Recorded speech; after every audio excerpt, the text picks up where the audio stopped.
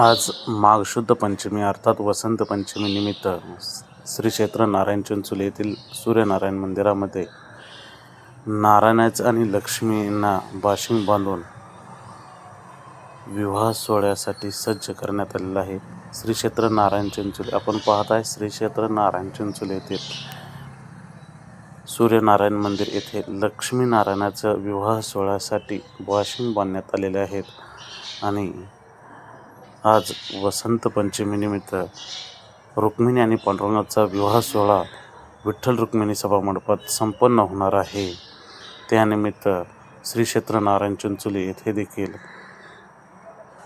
नारायण आणि लक्ष्मी यांना बाशिंग बांधण्यात आलेला आहे. लक्ष्मीनारायणाचा आज विवाह सोहळा नारायण चिंचोली येथे देखील बाशिंग बांधण्यात आलेला आहे.